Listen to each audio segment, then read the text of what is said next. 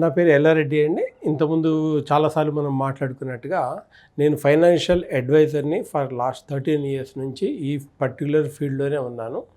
ఇంకా vast experience ఉంది. మామూలుగా అదర్ ఫీల్డ్స్లో నుంచి 26 years దాదాపు సేమ్ ఫీల్డ్లో నేను కంటిన్యూ అవుతూ వస్తున్నాను. ఈరోజు మన మెయిన్ టాపిక్ ఏంటంటే 7 habits of the successful investor. అంటే మనం అనుకున్నట్టుగా ఇండియాలో ప్రతి ఒక్కరు కూడా ఎక్కడో అక్కడ సేవింగ్ చేయాల్సిందే, చేస్తారు. అది మన చిన్నప్పటి నుంచి మనకున్న హ్యాబిట్ అండి. మన తండ్రి కానీ, మన ఫాదర్ కానీ, లేకపోతే ఫోర్ ఫాదర్స్ కానీ ఎంతో కొంత చిన్నగా సేవ్ చేయండి అని చిన్నప్పటి నుంచి మనకి ఆ హ్యాబిట్ అనేది మన మైండ్లో ఇన్కల్కేట్ చేస్తారు. అది మనకి చిన్నప్పటి నుంచి ఉన్న హ్యాబిటే. కాకపోతే ఏంటంటే ఈ రోజుల్లో ఆ సేవింగ్ హ్యాబిటే కాకుండా మనం ఒక ఇన్వెస్టర్ వైజ్గా మనం కనుక అనుకుంటే యాక్చువల్లీ ఒక సక్సెస్ఫుల్ ఇన్వెస్టర్కి ఉండాల్సిన కొన్ని ఇంపార్టెంట్ పాయింట్స్ ఏమేమి కావాలి, ఓ సక్సెస్ఫుల్ ఇన్వెస్టర్ కావాలంటే అతనికి ఉండాల్సిన హ్యాబిట్స్ ఏంటి అనేది మనం ఒకసారి డిస్కస్ చేద్దామండి. ఒక 7 హ్యాబిట్స్ గురించి మనం డిస్కస్ చేద్దాము. ఓకే అండి. అన్నిటికన్నా ఫస్ట్ ఈ రోజుల్లో చాలామంది నా దగ్గరికి వస్తారు కదా, వాళ్ళందరూ ఏం చేస్తారంటే, సార్ నేను చేసేయాలా, మ్యూచువల్ ఫండ్లో ఇన్వెస్ట్ చేయాలి అంటారు. ఎందుకు చేయాలి? No idea. ఎంత చేస్తారు? No idea. పర్పస్ కరెక్ట్గా ఐడియా ఉందా లేదా అసలు ఏమీ తెలియదు. ఏదో మామూలుగా ఎక్కడో చూసాం కదా ఇన్వెస్ట్ చేసేయాలని ఫోన్ చేస్తూ ఉంటారు. సో జనరల్లీ ఏంటంటే ఒక ఇన్వెస్టర్ కావాలంటే ఫస్ట్ ఆఫ్ ఆల్ ఒక గోల్ అనేది కంపల్సరీ ఉండి తీరాల్సిందే. ఆ పర్పస్ ఏంటి, దేనికోసం చేస్తున్నారు? మేబీ చిల్డ్రన్స్ ఎడ్యుకేషన్, ఇండియాలో ఉండే మేజర్ ఇవే చిల్డ్రన్స్ ఎడ్యుకేషన్, చిల్డ్రన్ మ్యారేజ్, తర్వాత మీ రిటైర్మెంట్, ఒక ఇల్లు కట్టుకోవడం ఒకటి, ఇంకేమన్నా ఫారిన్ టూర్స్ కానీ ఇంకేమన్నా హ్యాబిట్, ఇలాంటి అవసరాల కోసం మనం జనరల్లీ యూజ్ చేస్తాం. సేవింగ్ అనేది స్టార్ట్ చేస్తాం.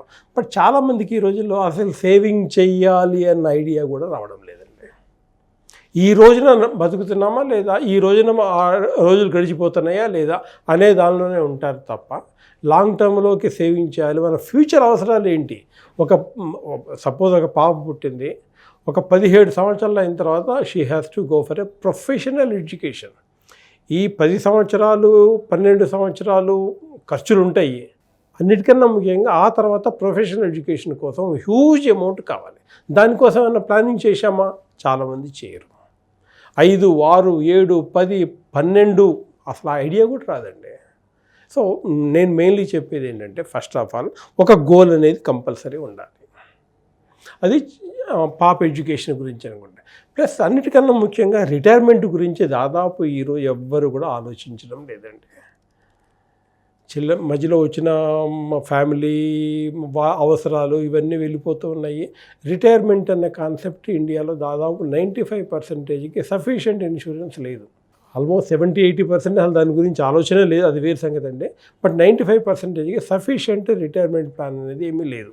95లో ఒక 5,000 రూపీస్ ఖర్చుతోటి మనము ఇల్లు గడిపే పరిస్థితి ఉన్నప్పుడు దానికి 25 years అయిందా అంటే 1920లో 25,000 రూపీస్ అనేది కామన్ ఎక్స్పెండిచర్. అంటే ఈ 25 yearsలో 5 times ఇంక్రీజ్ అయింది మన ఎక్స్పెండిచర్. అంటే ఇంకొక 25 years అయిన తర్వాత అంటే 2045 వచ్చేపాటికి మినిమం ఎక్స్పెండిచర్ 1,25,000 కావాల్సిందే. 5 రెట్లు పెరుగుతుందండి. దానికోసం మీరు ఏమైనా ప్లాన్ చేశారా? ఎంత అమౌంట్ ఇన్వెస్ట్ చేయాలి మీరు ఏమైనా అనుకున్నారా? ఎక్కడ ఇన్వెస్ట్ చేయాలి అని మీరు అనుకున్నారా? ఇవన్నీ అనుకొని తీరాల్సిందే. ఒక సక్సెస్ఫుల్ ఇన్వెస్టర్ అన్నప్పుడు ఇవన్నీ కూడా ఆలోచించుకొని చేయాల్సిందే, తప్పదండి. ఎందుకంటే ఆ టైంలో అంటే మేబీ అనదర్ 25 years అయిన తర్వాత వెన్ యూ రిటైర్, ఇప్పుడంటే మీకు ఇన్కమ్ వస్తుంది, ఖర్చు పెడుతున్నారు, అక్కడ ఇక్కడ యూజ్ చేసుకున్నారు, ఓకే అయిపోతుంది. బట్ రిటైర్ అయిన తర్వాత మీ టోటల్ ఇన్కమ్ 0, ఓన్లీ ఎక్స్పెండిచర్ మాత్రమే ఉంటుందండి. అది కూడా చిన్న అమౌంట్ ఏం కాదండి. 1,25,000 తక్కువలో తక్కువ వేసుకున్న 1,25,000 రూపీస్ ఎవ్రీ మంత్ మీకు కావాల్సిన expenditure. Income 0, expenditure 1,25,000 every month for another 30 సంవత్సరాలు, అనదర్ 30 years అంటే 360 నెలల పాటు ఇన్కమ్ లేకుండా ఈ భూమి మీద బతికుండాలి. ఫుడ్కే ఒకటే కాదండి, లైఫ్ స్టైల్ ఎక్స్పెండిచర్స్ చాలా ఉంటాయి. వీటన్నిటికి కావాలంటే కరెక్ట్గా ప్లాన్ చేసుకోవడం వెరీ మచ్ ఇంపార్టెంట్. సో అంటే ఇక్కడ గోల్ ఏంటి అంటే not to make very big money. The main goal is living life with your terms. అంటే మీ దగ్గర డబ్బులు ఉంటే ఆటోమేటికల్లీ మీకు కావాల్సినవి అన్నీ వస్తాయి. డబ్బులు లేకపోతే we have to surrender and ఇంకా చాలా చాలా చెప్పడానికి బాగోదండి. బట్ అందుకోసమన్నా మీరు కరెక్ట్గా ఇప్పటి నుంచే whatever the age you are in, 20 ఉన్నా, 30 ఉన్నా, 40 ఉన్నా, 50 ఉన్నా, ఈవెన్ 60 ఉన్నా, you have to plan. No other way. It is only for your future. ఇది ఫస్ట్ అయిపోయింది కదండి. Second, start early. అంటే చాలామంది ఏం చేస్తారంటే మెల్లగా చూస్తారు, తర్వాత చేద్దాంలేండి, తొందర ఏముంది, ఇప్పుడే క్యారియర్ స్టార్ట్ చేశానండి, ఇప్పుడే మళ్ళీ ఖర్చు ఎందుకు అవసరము, మెల్లగా చేస్తాను, ఒక 5 ఏళ్ళు దాటిన తర్వాత చేస్తాను, 10 ఏళ్ళు దాటిన తర్వాత చేస్తాను, అలా అనుకునే వాళ్ళు చాలామంది ఉన్నారు. బట్ ఇన్వెస్ట్మెంట్ అనేది చాలా ఎర్లీగా చేయడం అనేది చాలా ఇంపార్టెంట్. అది కూడా ఎందుకు అంటే ఈక్విటీ జనరల్లీ మ్యూచువల్ ఫండ్లో ఇన్వెస్ట్ చేసే వాళ్ళకి బాగా తెలిసి ఉంటుంది. Equity needs time, compounding impact ఉంటుంది. At the same time costs అనేది ఎక్కువగా పెరుగుతూ ఉంటాయి. కాబట్టి మీరు చాలా ఎర్లీగా స్టార్ట్ చేయాలి. ఒక స్లైడ్ ఇంతకుముందు మీకు చూపించానండి, mister early and mister late. ఆ ఇద్దరికి కంపేర్ చేస్తే ఇద్దరు 10,000 రూపాయలతో స్టార్ట్ చేశారు. 30 సంవత్సరాలు ఇన్వెస్ట్ చేసుకుంటూ వెళ్ళారు రిటైర్మెంట్ కోసం.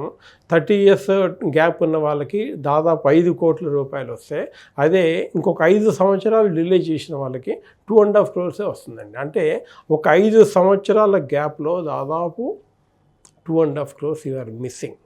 థర్డ్ పాయింట్కి వస్తాయి, మీరు ఎక్కడైనా చేయండి, no problem, but equity mutual ఫండ్లో ఇన్వెస్ట్ చేయడం మాత్రం మర్చిపోవద్దు.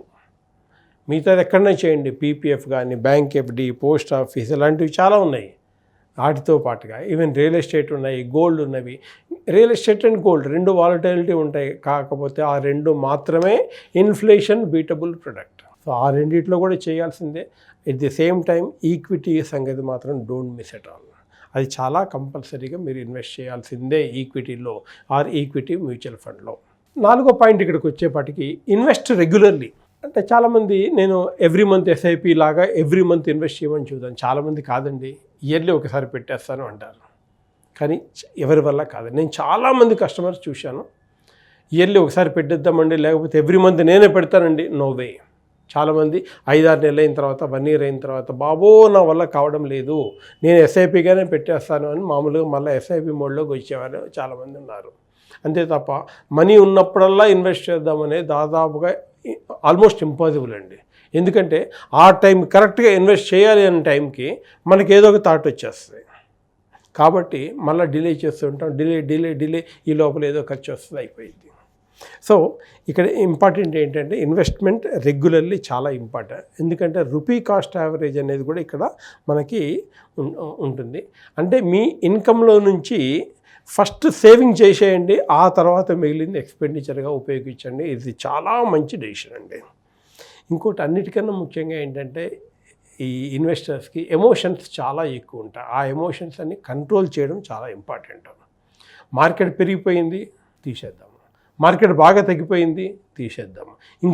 ఇంకోటి అవసరాలు ఉంటాయి. వీటన్నిటి గురించి చాలామంది ఆ బిహేవియరల్ గ్యాప్. ఇక్కడ ఏంటి అంటే markets can give very good returns, but investors are not in a position to take that advantage, take that returns.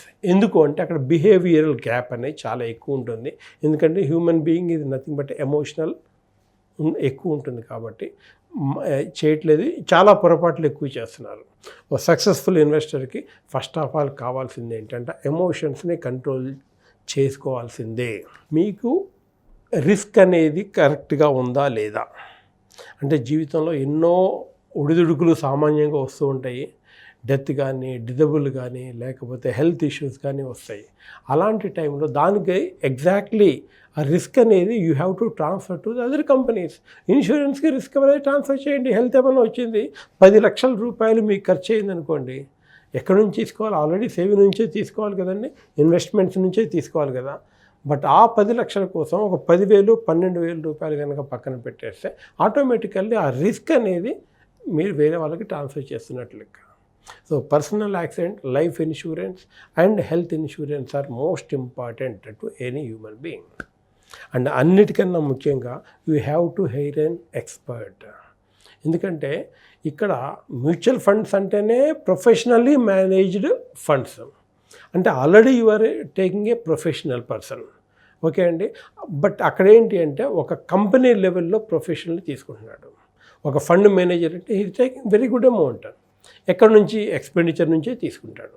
But అల్టిమేట్గా కావాల్సింది ఏంటంటే ఆ పర్టికులర్ ఫండ్ మేనేజర్ తన ఓన్ అవసరాల కోసము he will be choosing a good financial advisor.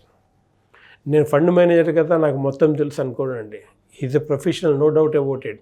కానీ ప్రతి ఒక్కరు కూడా ఒక ఫైనాన్షియల్ అడ్వైజర్ని తీసుకుంటాడు. బికాజ్ ఈ వచ్చే ప్రాబ్లమ్స్ అన్నీ ఇప్పుడు మనం డిస్కస్ చేసినవన్నీ కూడా దాన్ని కరెక్ట్గా ఏం చేయాలని సొల్యూషన్ ఇవ్వడానికి కోసం ఆ పర్టికులర్ ఒక ఎక్స్పర్ట్ అనేది చాలా ఇంపార్టెంట్.